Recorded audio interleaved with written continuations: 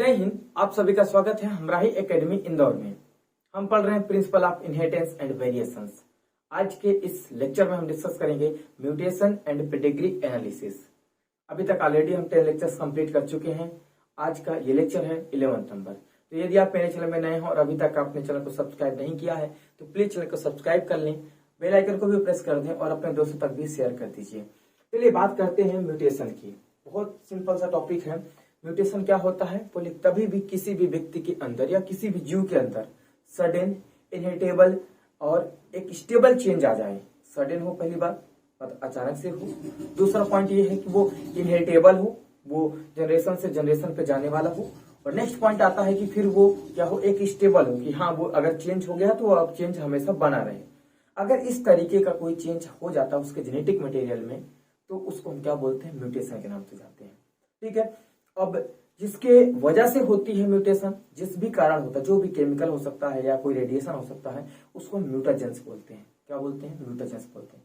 और ये इसकी जो यूनिट होती है, कोई भी जैसे कुछ भी पर्टिकुलर एक बोल सकते हैं बेस पेयर की वजह से हुआ है या पूरा फ्रेम शिफ्ट की वजह से हुआ है, तो इसकी एक यूनिट होती है। उस यूनिट को हम म्यूटान के नाम से जानते हैं या मटन के नाम से बोलते हैं उसको।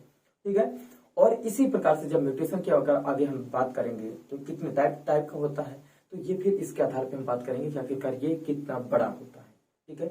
अगर सिर्फ एक बेस पेयर चेंज होता है, मतलब उसकी जगह पे दूसरा बेस पेयर आता है, तो उसको हम पॉइंट म्यूटेशन बोलते हैं। और अगर वो जो बेस पेयर है उसमें से एक बेस या फिर पूरा बेस पेयर वो डिलीट हो जाता है या फिर कोई नया ऐड हो जाता है, तो उसको हम फ्रेम शिफ्ट म्यूटेशन के नाम से जानेंगे। ठीक है। तो ये सब चीजें हैं यहाँ पे दी हुई है, आगे चल के 1 बाय 1 करके मैं ही पढ़ दूंगा। ठीक है। देखिए, सडन स्टेबल होना चाहिए, इनहेरिटेबल चेंज होता है genetic material of an organism standardized mutation, उसको हम क्या बोलते हैं बेटा? म्यूटेशन बोलते हैं। नेक्स्ट है ऑर्गेनिज्म व्हिच अंडरगोस म्यूटेशन, जिसके अंदर जो ऑर्गेनिज्म जिसमें म्यूटेशन होता है उसको हम क्या बोलते हैं? म्यूटेंट बोलते हैं। कोई भी ऑर्गेनिज्म होता है, जैसे मान लीजिए खासतौर पर जो चूहे वगैरह होते हैं वो एक्सपेरिमेंट के लिए यूज किए जाते हैं। उनके जीन में लगातार एक्सपेरिमेंटल वे से उसमें जीन में परिवर्तन कर दिया जाता है, या तो कोई भी बेस पेयर्स होते हैं उसको ऐड कर दिया जाता है या फिर उसको डिलीट कर दिया जाता है। और उसके रिस्पेक्ट में उसके बॉडी में कौन कौन सी फिजियोलॉजिकल या फिर केमिकल या फिर और बिहेवियरल चेंजेस जो देखने को मिलते हैं, ये सब स्टडी की जाती है। तो वो जो जीव जिसके डीएनए में परिवर्तन कर दिया जाता है उसको हम क्या बोलते हैं? म्यूटेंट के नाम से जानते हैं। ठीक है। एजेंट ऑफ म्यूटेशन, मतलब एजेंट बोले तो कारक, जिसकी वजह से म्यूटेशन हो रहा है। ठीक है। उसको हम क्या बोलते हैं? म्यूटेजन बोलते हैं। जैसे एक एग्जांपल यूवी रेडिएशन हो गया। ठीक है।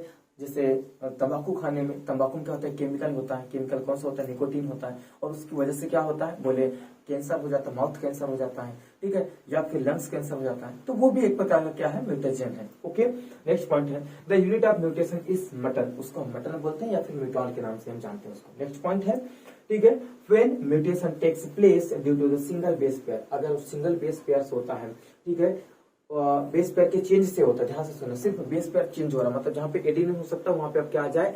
थायमिन आ जाए या फिर ग्वानिन आ जाए। इस तरीके से बेस पेयर चेंज हो जाने की वजह से क्या हो जाता है? In DNA sequence it is called point mutation. उसको हम क्या बोलेंगे बेटा? पॉइंट म्यूटेशन के नाम से जानते हैं। अगर ध्यान से सुनना, अगर बेस पेयर सिर्फ चेंज हो रहा है, ऐसा नहीं कि डिलीट हो रहा है या फिर इंसर्ट हो रहा है, नहीं, सिर्फ चेंज हो रहा है, तो उसको हम पॉइंट म्यूटेशन बोलेंगे। अगर वहीं पे क्या हो रहा है? When mutation takes place due to insertion और डिलीशन, या तो इंसर्ट हो जाए या तो डिलीट हो जाए, ऑफ सिंगल और more nitrogenous bases in DNA sequences, it is called the frame shift mutation. ये देखो, या तो एक सिंगल बेस पेयर का डिलीशन हो जाए या फिर क्या हो जाए? इंसर्शन हो जाए, या तो फिर इसके साथ में और भी कई सारे बेस पेयर्स जो एक साथ इंसर्ट कर जाए या फिर क्या हो जाए? डिलीट कर जाए। तो उस कंडीशन में जो भी चेंज होगा उसको हम क्या बोलेंगे? फ्रेम शिफ्ट म्यूटेशन बोलेंगे। क्या बोलेंगे? Frame shift mutation. आशा करता हूँ आपको समझ में आ गई होंगी चीजें। ठीक है। नेक्स्ट पॉइंट और आगे हम बात करते हैं। देखिए, जो म्यूटेशन है, म्यूटेशन मेनली 2 प्रकार का होता है। पहले जीन म्यूटेशन होता है और दूसरा होता है क्रोमोसोमल म्यूटेशन होता है। ठीक है। अब हम आगे बात करते हैं पहले जीन म्यूटेशन की। तो जीन म्यूटेशन फिर से अगेन बेटा 2 प्रकार का होता है, क्योंकि वो जीन के लेवल में होता है। ठीक है। जबकि यहाँ पर जो क्रोमोसोमल म्यूटेशन होता है वो क्रोमोसोम पूरे को पूरा क्रोमोसोम या तो कम हो जाएगा या तो ज्यादा हो जाएगा। उसकी वजह से क्या हो जाता है? अलग अलग प्रकार के डिसऑर्डर बनकर तैयार होते हैं। जबकि यहाँ पे जो जीन म्यूटेशन होता है, जीन म्यूटेशन सिर्फ जीन के लेवल में होता है, वो बेस पेयर के लेवल में होता है। वो बेस पेयर या तो डिलीट हो जाए या तो फिर क्या हो जाए? इंसर्ट हो जाए या फिर उसकी जगह पे चेंज हो जाए, उसकी वजह से होता है। तो अगर सिर्फ बेस पेयर चेंज हो रहे हैं तो उस कंडीशन में क्या होता है? पॉइंट म्यूटेशन होता है, जैसे हमने पीछे वाले पेज में पढ़ा। और अगर पूरा डिलीशन या फिर इंसर्शन हो रहा है तो उसमें क्या होता है, फ्रेम शिफ्ट म्यूटेशन होता है, पूरा फ्रेम क्या हो जाता है, आगे पीछे शिफ्ट हो जाता है। ओके, अब हम बात करते हैं क्रोमोसोमल डिसऑर्डर की। तो जब क्रोमोसोमल डिसऑर्डर होता है, क्रोमोसोमल म्यूटेशन होता है, उस कंडीशन क्या होता है, देखो या तो स्ट्रक्चरल वेरिएशन आ सकता है। स्ट्रक्चरल वेरिएशन बोलते तो पर्टिकुलर जो क्रोमोसोम है उस क्रोमोसोम के स्ट्रक्चर में कोई चेंज आ जाए, ठीक है। नेक्स्ट पॉइंट हो सकता है क्रोमोसोमल एबरेशन, हो सकता है वो क्रोमोसोम इधर के उधर अरेंज हो जाए, ठीक है, उसका कोई भी शेप साइज सब डिस्टर्ब हो जाए तो उसको हम क्या बोलते हैं, एबरेशन के नाम से जानते हैं। वहीं पर दूसरी बात आ जाए कि जो क्रोमोसोम है वो न्यूमेरिकल वेरिएशन आ जाए, क्या आ जाए, क्रोमोसोम में न्यूमेरिकल वेरिएशन आ। क्रोमोसोम तो है बट उनकी संख्या 1-2 क्रोमोसोम से कम ज्यादा हो सकती है। जैसे मान लीजिए एक ह्यूमन बीइंग में 46 क्रोमोसोम होते हैं, तो 46 की जगह क्या हो जाए, 47 हो जाए, या फिर उसकी जगह 45 हो जाए। तो इस तरीके की कंडीशन भी प्राप्त हो सकती है और मिल सकती है। तो अगर ऐसा कोई क्रोमोसोम बढ़ता या घटता है तो उसको हम न्यूमेरिकल वेरिएशन के नाम से जानेंगे। अब इसमें भी दो प्रकार का होता है, एक एनोप्लॉइडी होता है और एक पॉलीप्लॉइडी होता है। एनोप्लॉइडी में अगर सिर्फ एक क्रोमोसोम की वजह से, ठीक है, अगर एक क्रोमोसोम की वजह से बढ़ या घट रहा है, मतलब एनोप्लॉइडी में क्या होता है, सिर्फ एक क्रोमोसोम या तो बढ़ जाएगा या तो घट जाएगा। तो इस प्रकार के अगर क्रोमोसोमल न्यूमेरिकल वेरिएशन होता है कि सिर्फ एक क्रोमोसोम से होता है तो उसको हम एनोप्लॉइडी के नाम से जानते हैं। वहीं पर अगर किसी व्यक्ति में 2-3 क्रोमोसोम एक साथ बढ़ जाए या 2-3 क्रोमोसोम एक साथ घट जाए तो उस तरीके से हम उसको पॉलीप्लॉइडी के नाम से जानेंगे। अब जो एनोप्लॉइडी होती है, एनोप्लॉइडी में फिर से दो प्रकार होते हैं बेटा। एक ट्राइसोमी होती है जिसमें एक क्रोमोसोम, किसी भी नंबर का क्रोमोसोम की एक फोटोकॉपी बढ़ जाती है, उसको हम ट्राइसोमी के नाम से जानते हैं। जैसे डाउन सिंड्रोम में 21 नंबर का क्रोमोसोम क्या हो जाता है, बढ़ जाता है, एक फोटोकॉपी बढ़ जाती है, जिसकी वजह से क्या हो जाता है, एक ट्राइसोमी कंडीशन बनकर तैयार हो जाती है और जो डाउन सिंड्रोम है, डाउन सिंड्रोम नाम की डिसीज हो जाती है। वहीं पे अगर मोनोसोमी की बात करें तो मोनोसोमी क्या है, एक पर्टिकुलर एक कोई सा भी बेस पेयर, सॉरी कोई सा भी क्रोमोसोम का जो पेयर होता है एक पेयर गायब हो जाएगा, क्योंकि हमने पढ़ा है कि 23 पेयर ऑफ क्रोमोसोम होता है। 23 पेयर ऑफ क्रोमोसोम में से कोई सा भी एक पेयर क्या हो जाएगा बेटा, गायब हो जाता है। और जिसमें भी एक पेयर गायब हो जाता है वहां पे क्या देखने को मिलती है, हमें मोनोसोमी देखने को मिलेगी। तो आशा करता हूँ आपको ये थोड़ा सा इसका फ्लो चार्ट समझ में आया होगा कि किस तरीके से म्यूटेशन कितने प्रकार का हो सकता है। ओके, और आगे मूव करते हैं, ठीक है। अब हमारे पास है पेडिग्री एनालिसिस। क्या है बेटा, पेडिग्री एनालिसिस, तो इसके बारे में बात करते हैं, ठीक है।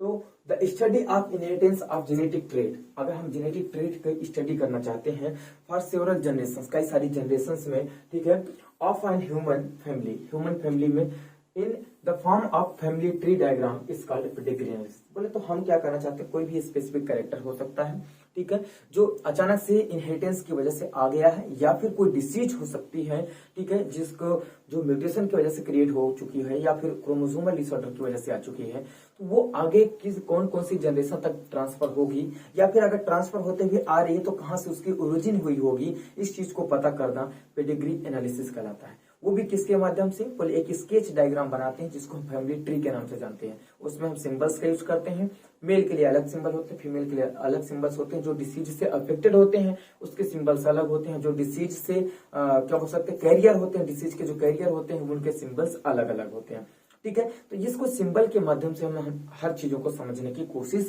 करेंगे और यही चीज कहलाता है पेडिग्री एनालिसिस। इसका यूज भी बहुत जगह पे किया जाता है। जिससे पहला कौन सा एडवांटेज क्या है, it helps in genetic counselling. कहाँ पे बेटा, जेनेटिक काउंसलिंग में मदद करता है टू अवॉइड डिसऑर्डर। जैसे मान लीजिए कोई भी फैमिली है और हो सकता है उसकी फैमिली लगातार डिसऑर्डर चले आ रहे हों, तो वहां पे उनकी काउंसलिंग की जा सकती है कि भाई साहब आपके फैमिली में इस तरह के डिसऑर्डर चल रहे हैं और आप इन सब चीजों से कैसे बच सकते हैं, उनको एडवाइस दिया जा सकता है, मतलब उनकी काउंसलिंग की जा सकती है, ठीक है। नेक्स्ट पॉइंट है, it shows the origin of trait and flow of the trait in the family. ये भी बताता है कि कोई भी ट्रेट कहाँ से ओरिजिन हुआ और किस तरीके से वो फैलेगा। हो सकता है ह्यूमन टू ह्यूमन फैलता हुआ जाए, या हो सकता है वो फीमेल से फीमेल फैलता हुआ जाए, या हो सकता है एक ऑफस्प्रिंग से छोड़ करके, मतलब एक जनरेशन को छोड़ के दूसरे जनरेशन में एक्सप्रेस करने वाला हो।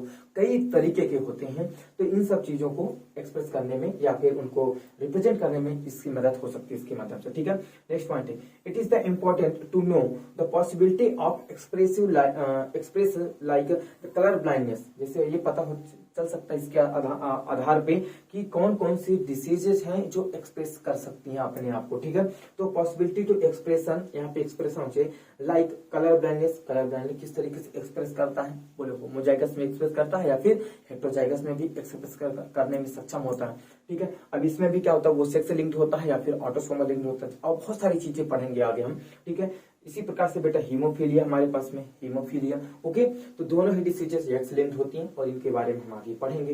नेक्स्ट पॉइंट बेटा है ठीक है, it is pedigree sorry it predict the harmful effect of marriage between the close relatives. ठीक है, अगर क्लोज रिलेटिव के बीच में जो डिसीज्ड है, ठीक है, या कैरियर है, उनके बीच में अगर फिर से मैरिज होता है तो उस कंडीशन में बहुत ज्यादा हार्मफुल इफेक्ट हो सकता है। तो पेडिग्री एनालिसिस के माध्यम से पता किया जा सकता है कि अगर क्लोज रिलेटिव के बीच में अगर हम क्या कर देते हैं, मैरिज कर देते हैं, तो फिर आगे होने वाली जो जनरेशन है, जो प्रोड्यूस होने वाली है, जो ऑफ स्प्रिंग्स है, उन ऑफ स्प्रिंग्स की क्या दशा होने वाली है। ओके, नेक्स्ट पॉइंट है, it is extensively use in medical research. इसका मेडिकल रिसर्च में बहुत अच्छे तरीके से, बहुत ज्यादा मात्रा में इसका यूज किया जाता है पेडिग्री एनालिसिस का। तो आशा करता हूँ ये थोड़े से जो पॉइंट्स थे, इसका एडवांटेज था, आपको समझ में आया होगा। यहाँ पे एडवांटेज में से क्वेश्चन आते हैं कि पेडिग्री एनालिसिस का निम्न में से कहाँ पे यूज किया जा सकता है, या फिर क्लास 12th के लेवल में पूरा एडवांटेज ही लिखने को आ जाता है कि पेडिग्री एनालिसिस के एडवांटेज क्या है, उसको समझाइए। ठीक है, ऐसा। और आगे हम मूव करते हैं। देखिए, पेडिग्री एनालिसिस का एक फ्लो चार्ट दिया है मैंने, किस तरीके से बताया कौन कौन से सिंबल्स हम यूज करते हैं। ठीक है, देखिए, फीमेल के लिए सिंबल सिर्फ एक राउंड यूज करते हैं। हालांकि यहाँ पे मुझे शेप नहीं मेरे को मिल रहे थे, तो मैंने सिर्फ पूरा व्हाइट ले लिया, अदरवाइज ये शेप सिर्फ ऐसा होता है। ठीक है, ये फीमेल हो गई, ठीक है, ये क्या हो गया, मेल हो गया। तो आप इनको ये मान के चलिए कि ब्लैंक है, ठीक है, और जहाँ पे मुझे ऐसा बनाना चाहिए था, ठीक है, वहां पे मैंने उसको ब्लू कर दिया है। तो जो सिंबल्स है मैंने आपको बता दिया, उस चीज को आप थोड़ा सा समझिएगा। ओके, तो देखिए, फीमेल के लिए हम राउंड शेप लेते हैं, मेल के लिए हम स्क्वायर शेप लेते हैं, वहीं पे अनस्पेसिफाइड सेक्स के लिए हम स्क्वायर आड़े शेप में लेते हैं। और वहीं पे अगर हम बात करते हैं अफेक्टेड इंडिविजुअल्स की बात करते हैं, तो अफेक्टेड इंडिविजुअल्स इस तरीके से क्या होते हैं, पूरी तरीके से वो शेडेड पार्ट में रिप्रेजेंट किए जाते हैं, चाहे वो अनस्पेसिफाइड सेक्स हो, मेल हो या फिर फीमेल हो। नेक्स्ट पॉइंट है कि हमारे पास अगर मेटिंग होती है तो मेल और फीमेल के बीच में जब मेटिंग होती है तो उसको सिंगल लाइन से हम अटैच करते हैं। अगर मेटिंग बिटवीन क्लोज रिलेटिव्स होते हैं, जो रिलेटिव्स होते हैं उनके बीच में अगर मेटिंग होती है तो उनको हम डबल लाइन से क्या करते हैं, दोनों को ऐड करते हैं। और अगर जैसे मान लीजिए अनअफेक्टेड ऑफस्प्रिंग्स बन रही हैं और 5 बन रही हैं, तो उनको इस तरीके से हम 5 लिख करके और अनस्पेसिफाइड 6 को हम रिप्रेजेंट कर देते हैं। हमें नहीं पता कि उसके कितने बच्चे हैं, बस इतना पता है कि 5 बच्चे हैं और उसमें से कितनी लड़कियां कितने लड़के नहीं पता हमें। तो उस कंडीशन में हम 5 लिख देंगे और इस तरीके से अनस्पेसिफाइड जो सिंबल है 6 का, उसका सिंबल बना देंगे। ओके, आशा करता हूँ आपको समझ में आएगा। अब यहाँ पे जैसे इस तरीके से दिया हुआ है, एक तरफ फीमेल है, एक तरफ मेल है, और उनकी मैरिज हुआ। मैरिज होने के बाद ये जो दिया हुआ है ये उनके ऑफ स्प्रिंग्स हैं। क्या है बेटा, ऑफ स्प्रिंग्स है। अब ऑफ स्प्रिंग्स में क्या होता है, जो पहले प्रोड्यूस होता है उसको हम पहले रिप्रेजेंट करते हैं, जो बाद में प्रोड्यूस होता है उसको हम बाद में रिप्रेजेंट करते हैं। ठीक है, तो यहाँ पे देखिए, parents above and childrens below. ऊपर की तरफ पेरेंट्स दिए, नीचे की तरफ क्या दिया, चिल्ड्रंस दिया है। ठीक है, in order of birth to left to right. ठीक है, लेफ्ट की तरफ से राइट की तरफ कहा गए हैं, मतलब स्क्रीन की तरफ से देखना, तो लेफ्ट से राइट की तरफ देखेंगे तो क्या होगा, आपको बर्थ क्या नंबर पता चलेगा कि पहले इस नंबर फर्स्ट नंबर पे कौन हुआ, फिर सेकंड नंबर पे कौन हुआ, फिर थर्ड नंबर पे कौन होगा, ऐसा पता चलता। ठीक है, यहाँ पे parents with male and child affected with male child.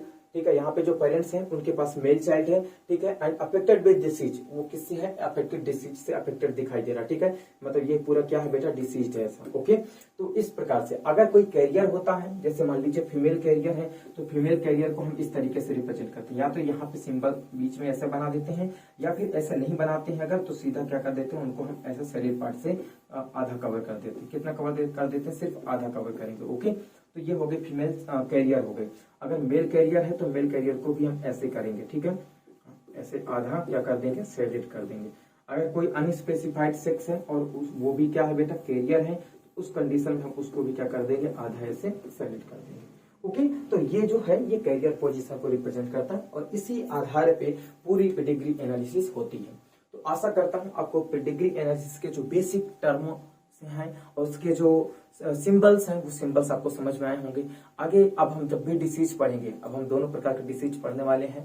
Genetic disease पहले पढ़ेंगे, उसके बाद फिर क्रोमोसोमल डिसऑर्डर पढ़ेंगे। तो जब दोनों पढ़ेंगे तो उनमें हम प्रत्येक के क्रॉस के बारे में भी बात करेंगे, किस तरीके से उनके क्रॉस करवाए जाएंगे। तो ये सिंबल्स आप अच्छे से याद रखिएगा और इन्हीं सिंबल्स का मैं यूज करते हुए वहां पे क्रॉस करके आपको बताऊंगा कि देखो कैसे क्रॉस किए जाते हैं। आशा करता हूँ आपको वीडियो पसंद आया होगा। यदि वीडियो पसंद आया है तो प्लीज वीडियो को लाइक करिए, अपने दोस्तों तक भी शेयर करिए। चैनल को अभी तक भी अगर आपने सब्सक्राइब नहीं किया तो चैनल को सब्सक्राइब करके जाएं। Okay, thank you and have a nice day.